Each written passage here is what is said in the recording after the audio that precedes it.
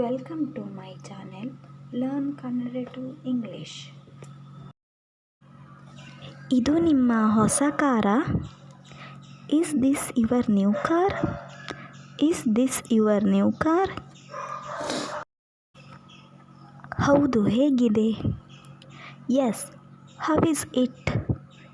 S, how is it?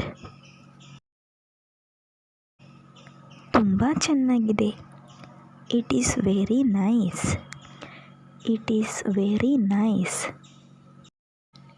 ಇದು ನಿಮ್ಮ ಕಾರಿನ ಹಾಗಿದೆ ಅಲ್ವಾ?